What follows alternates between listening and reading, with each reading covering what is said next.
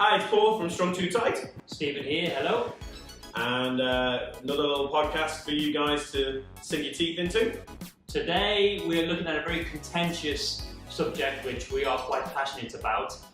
Parents in tennis. Now I don't know if you've seen the story kind of going around the world at the moment. Ray Wood, a British man, has come out. He's from Liverpool. He's currently now living in Brisbane, in Australia. And he's come out and said that his daughters, his 3-year-old daughter, his 9-year-old daughter, are going to be legends of the game. They're going to be number one. They're going winning to be majors. They're going to be winning majors. Blah blah blah. And it's a topic for some serious discussion. Which, do you know what? Let's try it, Steve, because we've been very gentle, shall we say? And I think when it comes to situations like this, it's hard talk. If I'm honest, I would put it in the same category as child abuse. It's disgraceful on so many levels. Let's just start. Let's start with it's quite easy. Okay, he is basically saying that his 3-year-old daughter is going to take the path that wherever the mistakes have been made with the older daughter, they're not going to make them with the younger daughter. They're basically going to start her off playing 3 to 4 hours a week at 4 years old, and that he believes that because he's read a lot of autobiographies, read a lot of stats, he's a sports coach, he believes that he is putting them on the pathway. You know I'm going to get very vocal about this. I think Martina Navratilova said it. That's like it's a 1 in a million. It's like winning the lottery. Right? The odds are bigger. The odds are bigger than winning the lottery. I think it's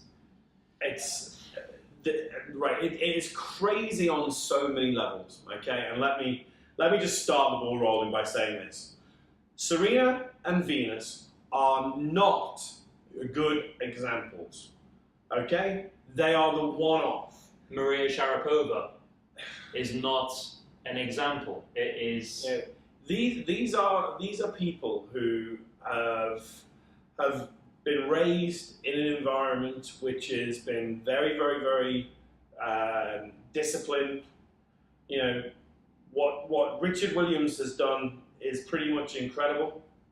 There's no question about that. Would I advise it? No. Do I believe it's right? No. Where do we actually start with this on a safety level? Let's just, I guess, talk a little bit about what this 9-year-old girl kind of week is looking like. So she gets up at 3 a.m. to do training sessions. She's doing 10 sessions a week. She's training. She's doing 5 or 6 hours fitness a week on the track, whatever that means. It's just, it's actually quite hard to talk about.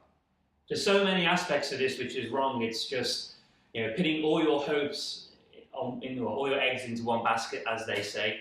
I think quite a common thing which I keep noticing, looking into this story and listening to what the father and the parents are saying. One quote here which I've got is, "Our dream is for her to be professional. Our dream, not the girl's dream." What say does she have in this? Zero. I just think it's so much of a risk.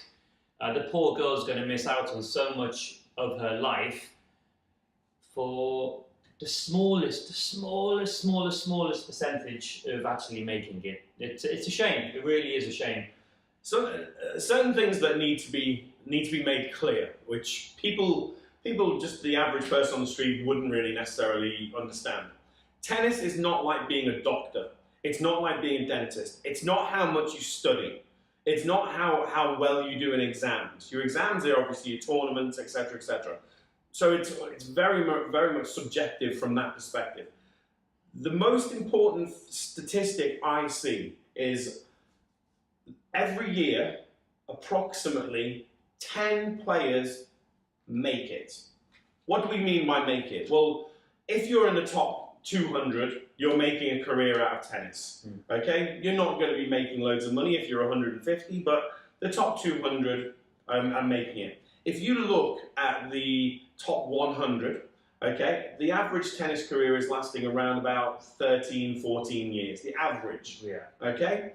Now, if that means then that your 13-year career is spread over the number of people per year, sorry, per age category, then that would mean that in the top 100, it's less than 10 people.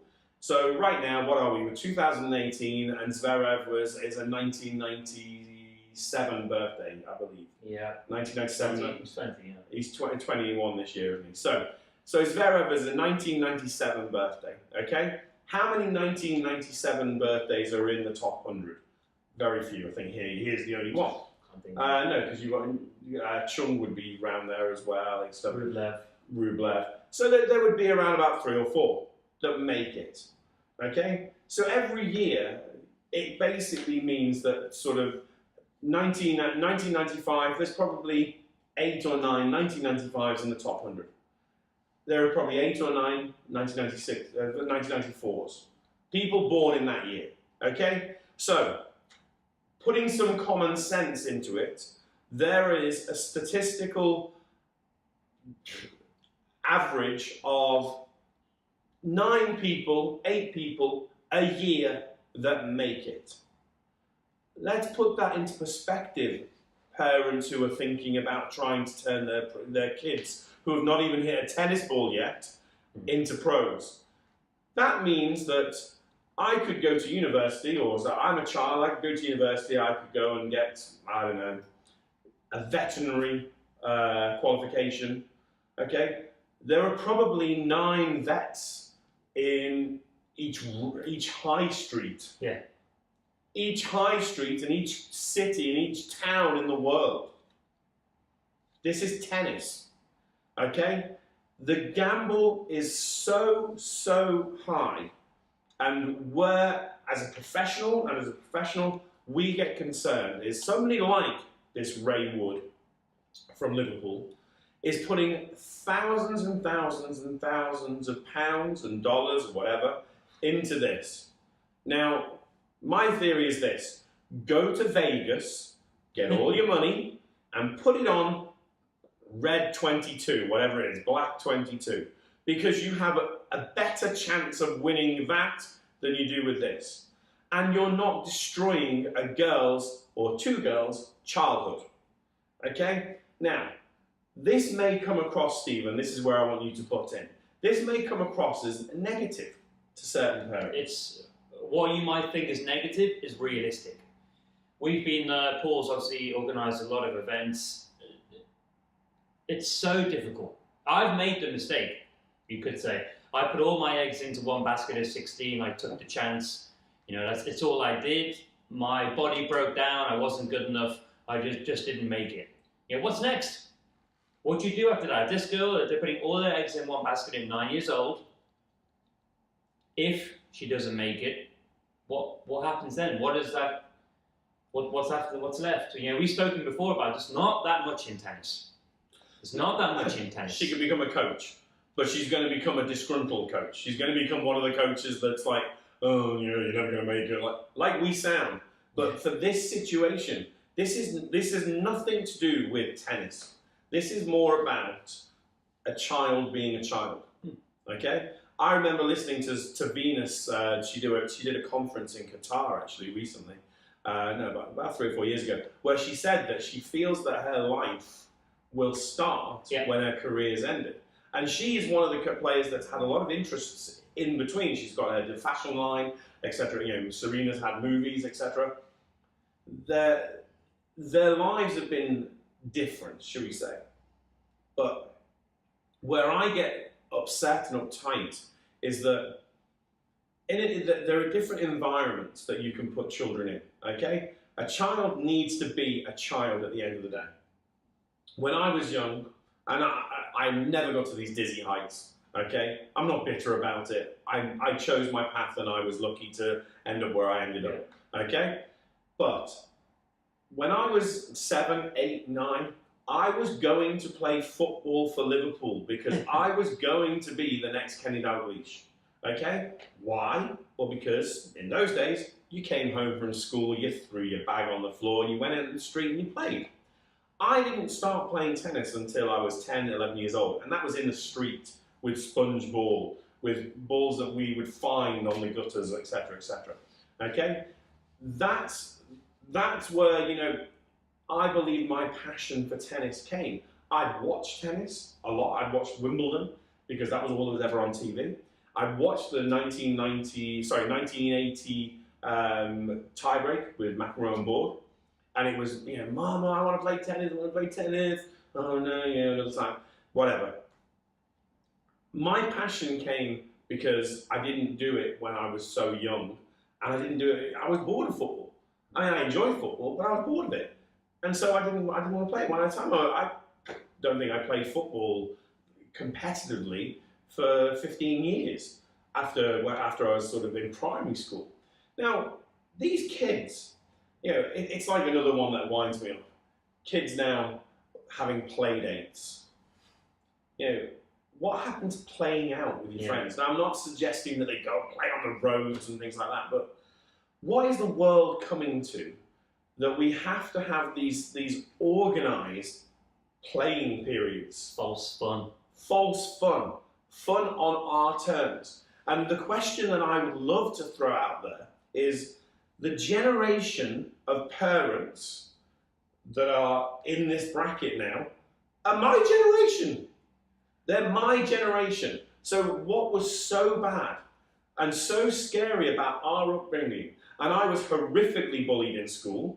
I was bullied horribly in school. But I tell you what, when my wife and I have kids, my kids are going to, you know, I know everyone probably says it, my kids are going to have the most open and I'm going to say loving relationship with me and with my wife, because we're going to give them freedom. Yeah. And freedom to make mistakes. This is the problem, isn't it? That parents now are trying to stop their kids making mistakes. They're trying to stop their kids climbing those trees and falling out of them. They're trying to stop those kids. And why? I believe it's because of media.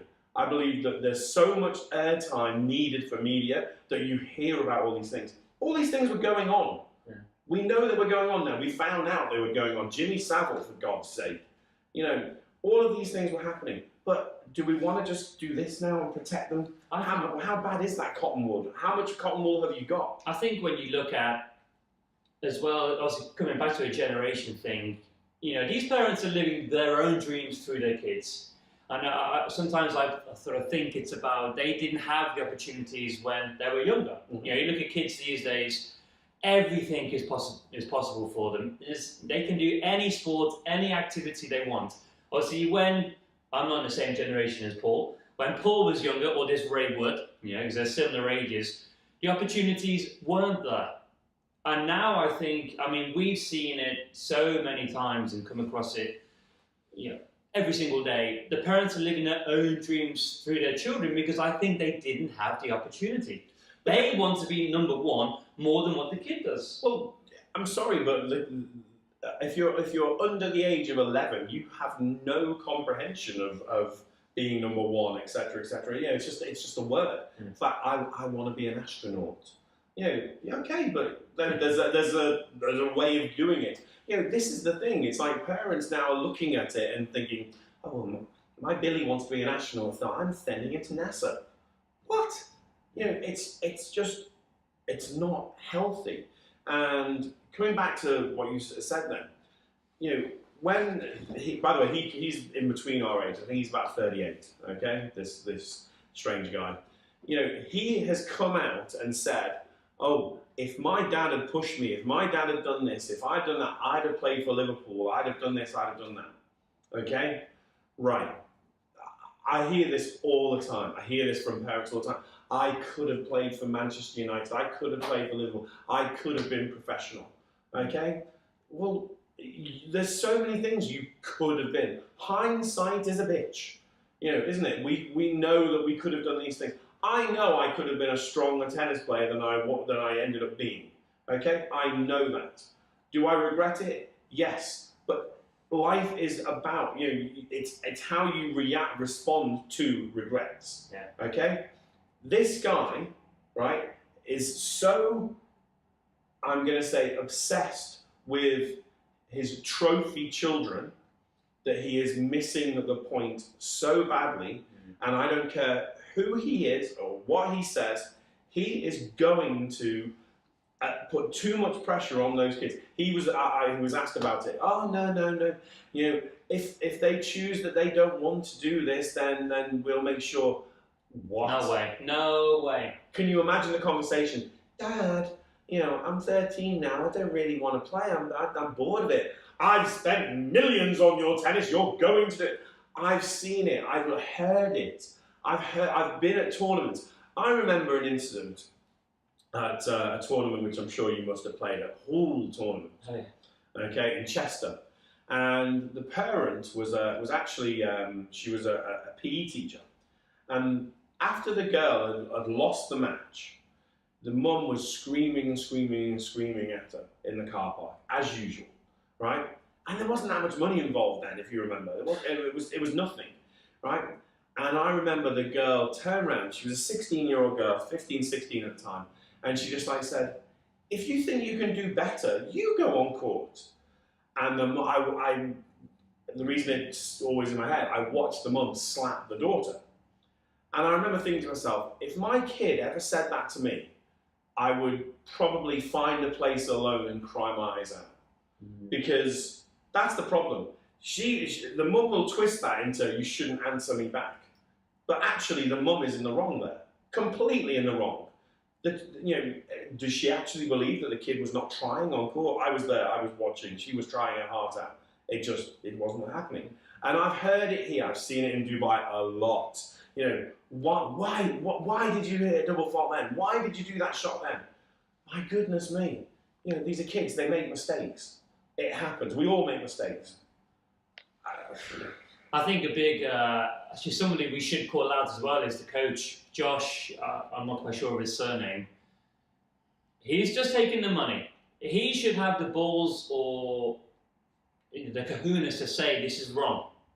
You know, if somebody came to me and yourself and suggested this and was talking about what they want to do for the future, I would have to say categorically you cannot go down this route because it is a route of failure. Not just for tennis, but for life. You know, that kid's going to grow up not knowing about anything outside of tennis. Common sense, you know, fun, how to deal and relate with other people, social situations. I've had countless parents come up to me and say, I want my child to be a champion, I want this. And my first response is always, well, now actually my first response is, okay, well, there's somebody over there that you can work with. Okay, because it already, the alarm bells start ringing.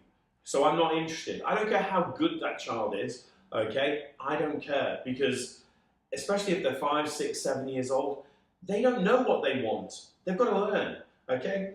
I'm a great believer in, and we all know this is right. You and I both know this right, so I will say this bluntly to the camera. Children should experience multi-sports.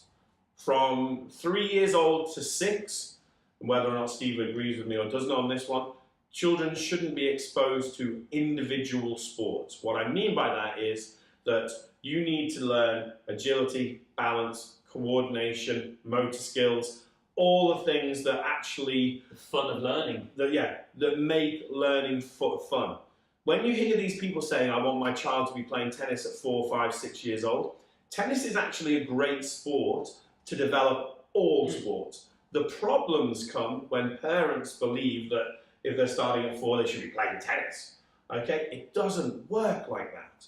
Okay? Tennis assists with all sports. Okay? Football doesn't. It has other qualities, but football, you know, playing football, etc. But in my opinion, from 3 to 6, they should be playing a wealth of sports.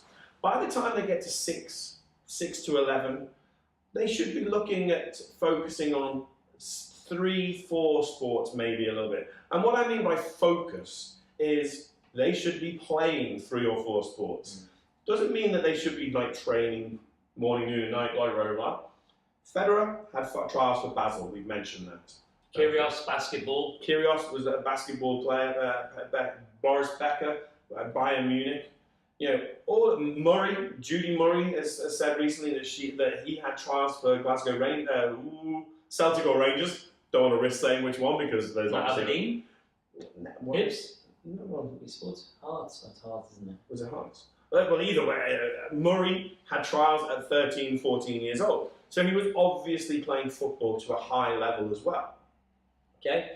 They don't focus on one sport. And this is the problem. It is the naivety of parents, that they think, oh, they've got to focus. And it's not.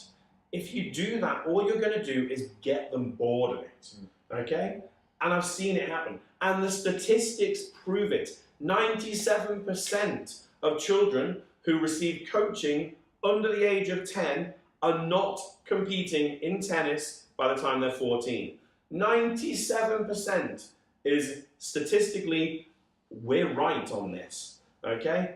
Please, if we can learn anything, use media as a gauge to actually take some notice of what's going on. Yeah, if you look at anybody who's been up there, Martina Navratilova, Wim Fassett, Judy Murray, listen to what these people are saying who have actually been produced players, parents. Judy Murray is the perfect example. She's a parent, obviously of Andy and Jamie. Just, try not to be so narrow-minded and so sort of selfish to think that you know it best.